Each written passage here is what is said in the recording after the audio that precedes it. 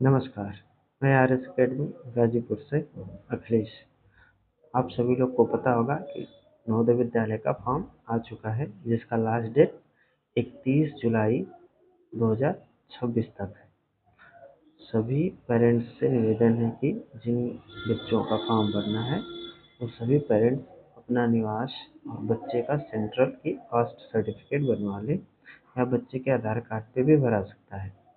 तो कुछ नवोदय विद्यालय के सिलेबस में परिवर्तन हुआ है, इसलिए हम जो उन लोगों का मेंटल एबिलिटी आता था, वो 40 क्वेश्चन का होता था, तो उसको अब 20 कर दिया है और 20 इसको ईवीएस जोड़ दिया है।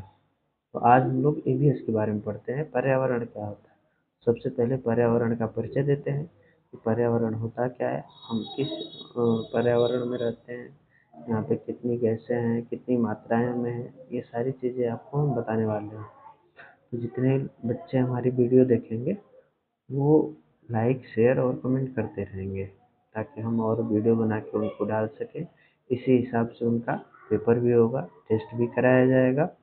और जिन जिन गार्जियंस को नॉलेज नहीं हो पा रहा है कैसे फॉर्म भरना है, तो हमारे कॉन्टैक्ट नंबर पे वो हमसे संपर्क कर सकते हैं, अपना व्हाट्सएप मतलब भर सकते हैं उनको अपना डॉक्यूमेंट, हम उन बच्चों को भर देंगे फॉर्म।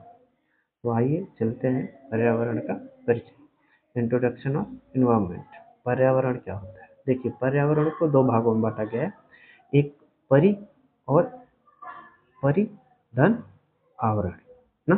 परि का मतलब होता है चारों ओर। परि का मतलब क्या होता है? चारों ओर। आवरण का मतलब होता है घेरा, यानी जो हमारे चारों तरफ से घेरा हुआ है, वो हमारा होता है पर्यावरण।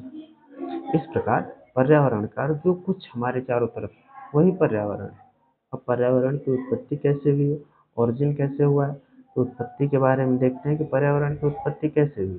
तो इन्वायरमेंट की उत्पत्ति फ्रेंच भाषा से शब्द से हुई है। यानी कि आपसे क्वेश्चन ऐसे पूछ सकता है कि जो इन्वायरमेंट है वो किस भाषा की उत्पत्ति है, तो आप बोलेंगे फ्रेंच भाषा। यानी इन्वायरोरेन से उत्पत्ति हुई है इन्वायरमेंट की। इन्वायरन का अर्थ होता है आस पड़ोस या घेरना। इतना आप लोग को समझ में आया?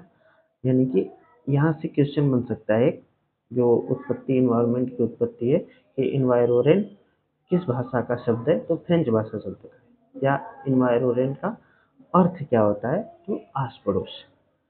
आइए इसके आगे हम लोग चलते हैं। पर्यावरण के घटक यानी components of environment. Components of environment यानी पर्यावरण को दो भागों में बांटा गया। एक को बोला गया जैविक घटक बायोटिक, दूसरे को बोला गया अजैविक अबायोटिक।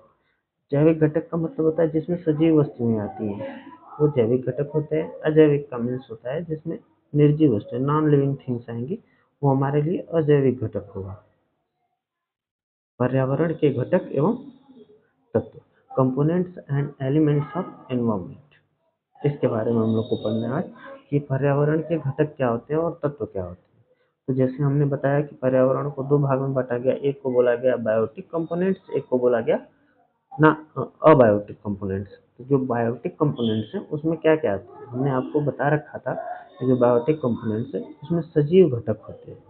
जो भी होगा सजीव घटक होगा। और ये दो भागों में, एक वनस्पति जगत होता है और एक जंतु। वनस्पति मतलब फ्लोरा, वनस्पति में पेड़ पौधे झाड़ियाँ, ये सारी चीज़ें आ जाएंगी वनस्पति जगत में। जंतु जगत में आपका आ जाएगा मनुष्य, जानवर, सरीसृप, ये सारी सारी चीज़ें जंतु जगत में आ जाएंगी। अगर आपसे पूछता है कि जो पर्यावरण को कितने घटक में बांटा गया है, तो आप बताएंगे दो घटकों में। ठीक है, आगे पढ़ते हैं हम लोग अजैविक घटक, अबायोटिक कंपोनेंट्स पढ़ते हैं। ये पर्यावरण के क्या होते हैं? नॉन लिविंग थिंग्स होते हैं, यानी निर्जीव घटक होते हैं ना। अब निर्जीव घटक में क्या क्या आता है उसके बारे में पढ़ते हैं। सबसे पहले हमारा स्थलमंडल, इसको इंग्लिश में बोलते हैं लिथोस्फीयर। जैसे हमने आपको बता रखा था कि ये स्थलमंडल है। पहला क्या है? स्थलमंडल। स्थलमंडल को इंग्लिश में लिथोस्फीयर कहते हैं। लिथोस्फीयर का मतलब होता है पृथ्वी की ठोस परत जिस पर हम रहते हैं, पृथ्वी का ऊपरी भाग। अब इसमें क्या क्या आ जाएगा?